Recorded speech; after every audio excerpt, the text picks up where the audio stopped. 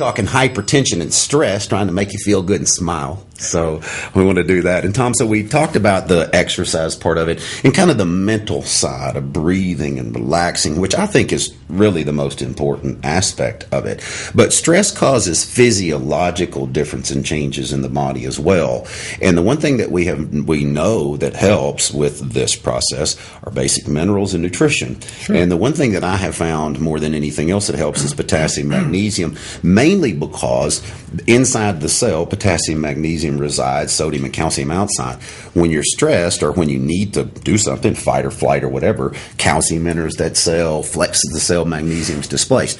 If you're mag deficient, potassium deficient, then you don't have enough to go back into that cell to totally relax it. So you're calcium dominant inside the cell. Most people, the reason they sleep, but they don't really rest, because they lack the magnesium and potassium to truly relax those muscles to get that deep sleep. So the one thing that I have found that's a miracle worker in a lot of cases with people with hypertension and sleep problems is just simple minerals, magnesium, potassium. Mm-hmm. Well, also, you're hitting right on it, but as those levels increase, you're going to decrease the sodium. So that's the other thing. Yes. If you could either, and we've talked about this a lot, you don't hardly get enough sodium to harm you in foods.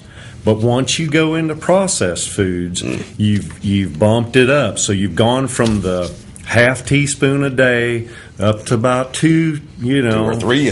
I mean, it's 20 pounds a year now. So, wow. Yes. And so if you would just go back to eating your foods, the people, I have patients, they'll say, well, I don't put any salt on anything. I said, well, that's about 15% of where you're getting it. And they're like, what? Mm-hmm. I said, yeah. Yes. If you'll read, look on there how many micrograms are in your food. But anyway, you want to keep it below 200. But the thing is, your potassium increase is what's really going to help you. There's several of these. I get all these newsletters all the time from all these different doctors. But one of the ones I really respect, he puts them on garlic and bananas. Well, he's just getting them on potassium. Right? So anyway, but he finds that slowly gets their pressure down. So just think of what we're saying. You bump up that potassium, you're going to knock down that sodium. But why don't we try to do both, Mm-hmm. And why don't we even do something that makes us sweat every once in a while? So you can get some of that out of it. Absolutely. So and if you taste that salt, that's a reason. And the body does deal with it that way. Yeah. And it brings us full circle here too, Tom, as far as the full approach. Let's face it. You do the breathing side of things and all that's going to help. Right. You do the diet side of things. It's going to help. You put them together, it's exponential. And then the exercise. And the exercise, sweat, exactly. And you're going to get the breathing. So you look at those 3 components, and when you do them individually, you get some results. When you put them all together, it's almost exponential. It's not just 1 + 1 + 1 is 3. You do all of these together, and you've got a lot more that's working together. All the facets are there. Well, we talked about that. We talk a lot for a short period of time. Yes, we do. But we talked about one specific thing is not really a panacea, and it's a terrible approach, people. I don't mind you taking your pomegranate juice. You can take 2 ounces a day for a year, and your blood pressure will go down 18 points. But the thing is, why not do all of these methods? Yes. Get all of the benefits. They did a study. They ate 4 tomatoes a day for a month, and the blood pressure went down 14 points. Now, is that good? Yes. But, who's going to keep eating, 4 tomatoes. 4 tomatoes every day. And then when you get in the winter, they taste terrible. Plastic tasting almost. Yeah. But another thing, it brings up another thing with me is when I sit in front of my meal, my mother used to make fun of me because I always smell my food for a minute before I eat it.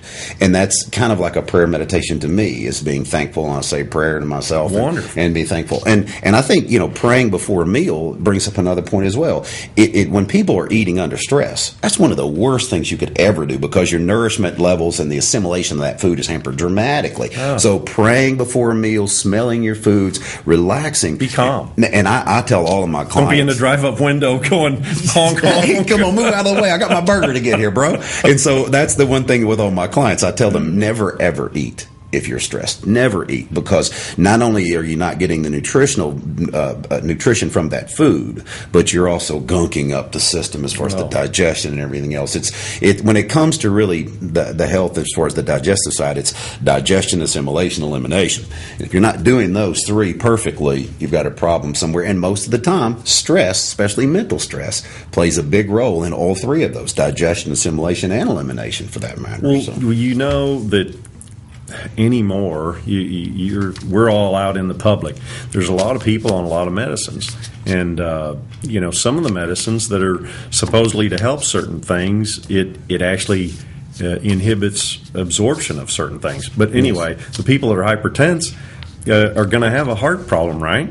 Well, those are the ones that are deficient in CoQ10. So here you go. In the normal public, if we just went out, in normal people, no problem with their blood pressure, 5% of them may have a little deficiency. You go in the hypertensive people, 39% of them have it. So it's kind of a mess. The ones we want to not be deficient are the ones that are deficient, and they're the ones that already had the problem anyway. So, talk to your doctor about your favorite things too. There's garlic and CoQ10, and now the big thing's vitamin D, which is great. And that helps. The sun helps the cholesterol in your skin turn into the D, and now you've seen the latest studies. They used to say, 400 units. So people, if your doctor says 400, don't blame him. But then it's 600, then it's 1,000, then it's 2,000. Now you guys are going to see this. It's going to be like 4 or 5, don't be upset. That's where it's going. Yes. So please don't take over 10,000. Every time I tell somebody to take 1, they think 10's better than 1. But